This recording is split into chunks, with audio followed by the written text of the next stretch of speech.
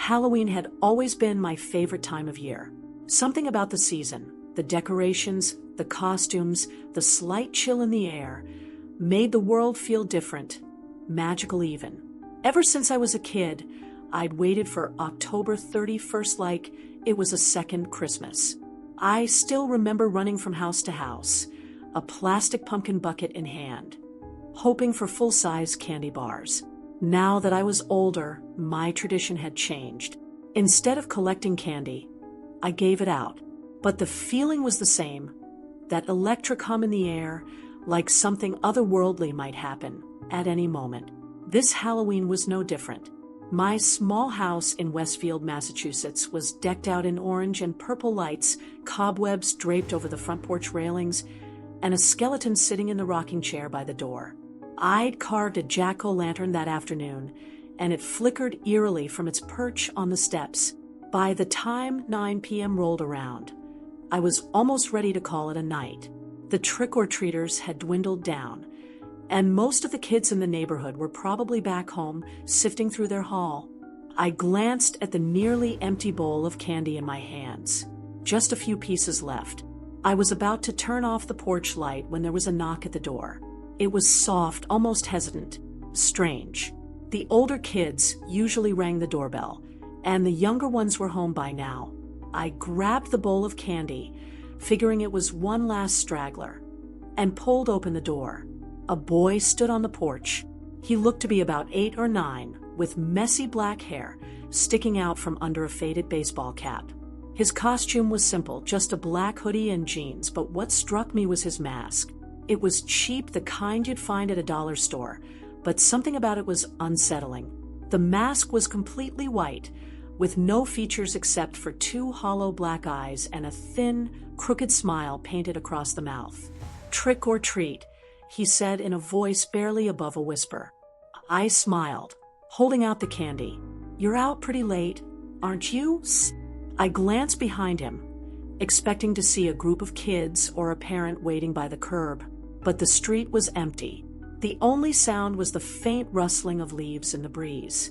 "Go ahead, take a few," I said, feeling a slight chill crawl up my spine. The boy reached out, grabbing a couple of pieces, but instead of running off like the others had, he just stood there, staring at me through that mask. For a moment, I couldn't shake the feeling that something was off. Maybe it was the way he stood so still, or the fact that I couldn't see his eyes. It was like he was waiting for something, but I didn't know what. "Do you need help getting home?" I asked, glancing down the street again. Still no one. He didn't answer. He just turned and walked down the steps, disappearing into the shadows at the end of the street. I stood there for a moment, the unease lingering in my chest. Maybe he was just a shy kid, I thought, closing the door and shaking my head. I set the candy bowl on the table inside and flipped off the porch light. The house was quiet now, the hum of Halloween night fading as the streets emptied. I settled onto the couch, flipping through Netflix to find something spooky to watch before bed. But before I could press play, there was another knock on the door. I froze, my heart skipping a beat. It was late, and I'd already turned off the porch light. No one should have been knocking. Maybe it was a neighbor, I reasoned, or someone who needed something. I got up, feeling a strange tension in the air, and headed for the door. When I opened it, no one was there. The porch was empty. I stepped outside, looking up and down the street. Nothing. Just the quiet hum of traffic from the nearby road, and the distant buzz of a streetlight. I stepped back inside, locking the door this time. I had almost convinced myself it was just some Halloween prank when I noticed something strange. The candy bowl I'd left on the table was gone. I could have sworn it had a few pieces left, but now it was completely empty. I brushed it off. Maybe I'd given out more than I remembered. But as I turned to head back to the couch, there was another knock. Louder this time. I stopped in my tracks, my stomach twisting into a knot. No way, it was another trick-or-treater. Not this late, not with the lights off.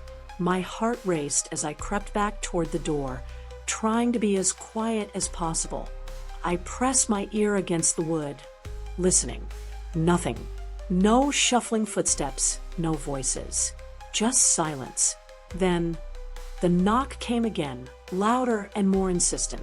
I swallowed, my hand shaking as I reached for the doorknob. Slowly, I turned it, opening the door just a crack.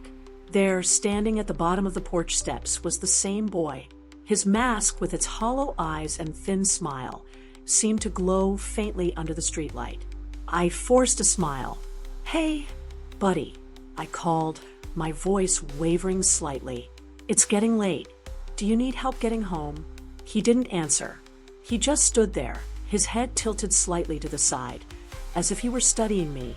A cold shiver ran down my spine. I thought about calling the police, but something in me hesitated. Maybe it was just a harmless kid. Maybe, "Do you want more candies?" I asked, my voice trembling. The boy didn't move. Instead, he took a step closer to the porch. Instinctively, I stepped back, my hand tightening around the door. "I think you should go home now," I said, trying to keep my voice steady. But he took another step, and then another, moving slowly toward me. Panic surged through my chest. I slammed the door shut, locking it with trembling hands. For a moment, I stood there, my heart racing. I listened, but there was no sound. No footsteps, no movement. Slowly, I peeked through the front window, expecting to see him still standing there. But the porch was empty. I let out a breath I hadn't realized I'd been holding and stepped away from the window. That's when I noticed something strange. The candy bowl, the one I'd just left on the table, was now sitting on the porch. Empty. I stared at it for a long moment, my mind racing. How had it gotten outside? Had I left the door unlocked? I reached for my phone, ready to call someone. Anyone. But before I could dial, I heard it. A faint noise. Not from the front of the house, but from the back. The back door. My heart leapt into my throat. I tiptoed toward the kitchen. Every muscle tense. The closer I got, the clearer it became. Someone was fiddling with the back door. The doorknob turned slightly, and I froze. Without thinking, I grabbed the nearest object, a heavy cast iron skillet from the stove, and crept toward the door. My pulse pounded in my ears as the door inched open, just a crack. A hand wrapped around the edge of the door. I swung the skillet with all my strength, slamming it into the door. There was a loud bang, followed by hurried footsteps outside. Someone was running. I rushed to the window, peeking through the blinds just in time to see two figures disappearing into the darkness. One of them was small, about the size of the boy. My breath came in ragged gasps as I backed away from the window. It wasn't just a prank. The boy had been keeping me distracted while someone else tried to get into the house. I locked the back door and raced through the house, checking every window, every door, making sure everything was secure. My hands shook as I dialed 911. When the police arrived, I told them everything. But by the time they got there, the figures were long gone. I sat in the living room for hours after they left, my mind swirling with questions. How long had they been watching the house? What would have happened if I hadn't heard the back door? I didn't sleep that night. The next morning, I told myself it was over. Just a one-off incident. But the uneasy feeling lingered like a shadow hanging over me. Days turned into weeks, and life returned to normal.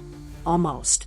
But every Halloween after that, I couldn't help but think about the boy in the mask. Every knock at the door sent my heart racing.